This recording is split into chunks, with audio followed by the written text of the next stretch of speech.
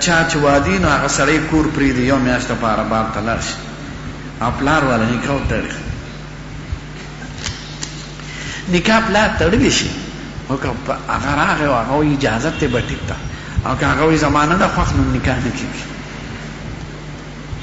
پلار نکاح سړي له تړلی شي خو ولې تښتي دا غلط رواج دی زه افریقې ته تلم هلته یو علاقه ده مسلمانان دي خو رواجونه یې بعضو کې نو سړی او ښځه دواړه اکثر د یو کلي او په 15مه شپه د سپومې نکاح تړي نو مولیان شیخان حاجیان به جومات کې ناست دي د نکاح په انتظار کې هلک به د کلي نه بهر ته وځي په ګټه کښېني نو سپومې ته ګوري جینۍ هم داسې ورشي هلک سره خپل ملګري لرې ورته ولاړې او جینۍ سره خپلې ملګري لرې ته ولاړې دا جینۍ ورشي د هلک ته په خپو پروسي ورته وایي زه فلان کې د فلان کې لور یم د مور نوم وهلې د پلار زه په سترګو ړنده یم په خپو شلی په مخ په خولې چپې او په خپو ګوډې او په بدن برګې او په سر ګنجې چې څه عیبونه یې هغه په ځان کې بیان خو ما به قبلې نو دا ملا بهادر تې مخ واړی داسې نو بیا ورته د هغې طرف نه شي بیا ورته منت شروع کړي نو بیا تې دې دا مخ بل طرف ته واړی بیا ورته منت شروع کړي نو دې تې سر بره کړي نو هغه وله سر راښکته کړي په زور بیا منت ورته کوي چې څومره ساعته لږ ډېر تېر کړي نو خلک وایي ډېر بهادر سړی که ځینې وایي چې ډېره ښه ده نو خلک وایي زه بې خونده سړی نو اجینۍ ورته په خپو کې پروسي او په ځان خاورې ولي او په جړا شروع شي د مکر جړی نو چې سړی پیشي چې د دې زور ختم شو نور دغه نشي کولی منت نو وایي زه ما قبوله کړې نه ښځه په خندا لاړه شي خپلو سویلو له وایي زه ځې قبوله کړم او دا سړی را روان شي جومات کې نکاح وتړي ما ویل لکه تاسو خو نکاح په خپله وتړله بیا ساجت پاتې شو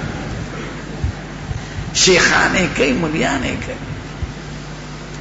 مردان دا نږدې علاقه ده بعض ځای کې چې نکاح تړی هلک په غږ نه کوي یو نکاح کې زه شامل یم لوی سړی دی اوس غږ یې نه کوم هلکه که غږ نه کوي بس زه درنه مونږ خپل کار کوه دا یو رواج دی په ښځه باندې بعضې خلک بې نکاح ښځه راولي نو نکاح دا یاد لرئ د جینۍ په کور کې غوره ده ښه بې نکاح ښځه مه راولئ نو هغه ورته وایي فلان کې له اختیار ورکړه نه جینۍ غږ نه کوي په اوږو وله کښېني په زور پې کوي که هغه غږ کوي نو د خپلې ملګري ورته وایي چپ شه غږ به نه کوي نو دا یو رواج دا غلط رواجونه دي خبرې غلطې نکاح ساده پکار ده او په اسانه طریقه پکار ده دا پیغمبران ولې خدای را لیږي او انسانان را لیږي او هغوی ودونه کوي بال بچي وي ښځې چې ته وګورې چې د واده څنګه کړی دی چې زه به واده داسې کوم دوی که راغه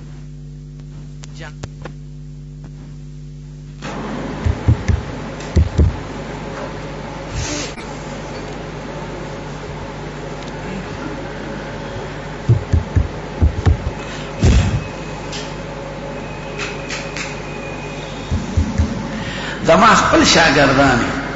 ما ته وایي دا مختلف علاقو وزیرستان دلته نږدې مال چې وادو کې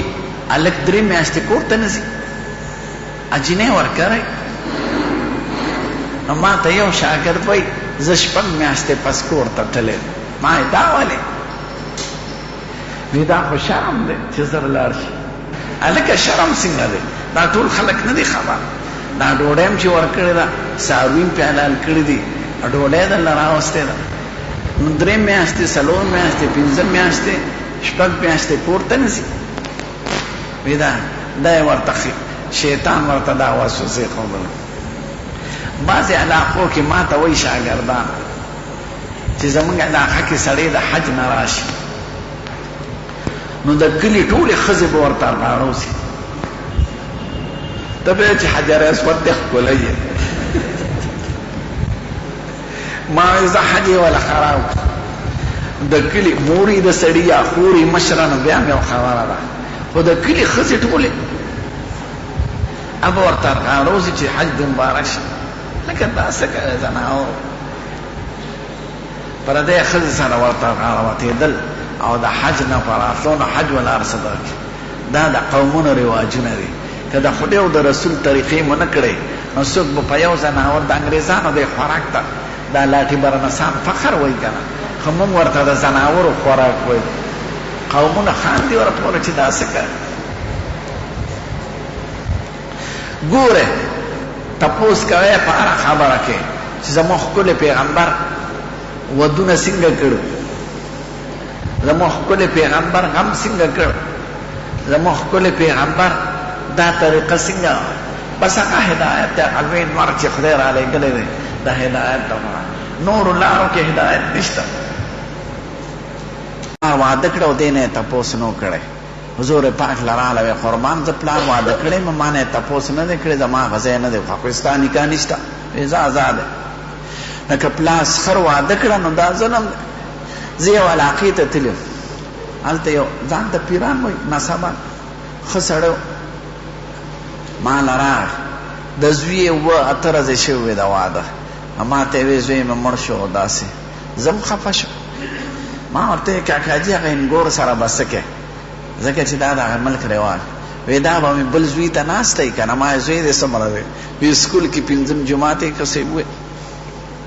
ما وی نه دا ځوانه ښځه خاوند ته مړ شو، دا به ستا زوی ته ناست دی. وی دې باندې موږ پیسې ورکړې دي. نو د پیسو ورکولو سره دا ناروا خبره راځي چې پیسې پې والي پلار ظالم، نو هغه لور یې داسې لکه وینځه، نو چې چاله یې ورکوي ورکوي. ما ورته دا خو ناروا کار دی. پیسې ورکول هم پې ناروا دي، په زور یې زوی ته کېنول هم ناروا دي، په بدل ورکول هم ناروا دي. پښتانه ډېر قومونه په ښځو ظلم کوي.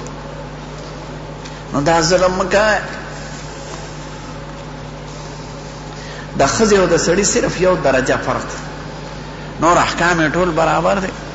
نو ښځو سره دا ظلم نه دی. خلک وایي جوړې دا مسلماني دی او اسلام دی. دې ظالمانو علماو دین بدنام کړی دی. دین کې خدا خبرې نشته چې ښځه دې په بدل ورکړي او ښځه بس دوی له ساتي او هغه محرومه کوي د میراث. بلوچستان کې دا رواج دی، لوی لوی ملیان غټ غټ پګونه یې والي، ښځې له میراث نه ورکوي. هلکه دا ولې چې څنګه د پلار په مال کې ستا حق دی، ته د پلار زوی، خو دا لور ده. که ستا خپل دولت وي نو بیا مې یو خبره ده، خو پلار ته ته لور خو تا سره خدای احسان کړی دی چې پیسې درکوي او لور له یو حصه ورکوي، نو هغه ولې نه ورکوي؟ نو دا ظلم د پښتانه کوي، بعضې د قبایلو کې، بعضې افغانیانو کې، بلوچستان کې دا مصیبت دی ډېر. نو نکاح نه کېږي که دا ښځې زړه ني، بلکل دا سړی دا د هغه په نکاح کې نه راځي. سخر یې نشي واده کولی، پلان یې نشي واده کولی، نو سخر پکې د کوم ځای نه راغلی.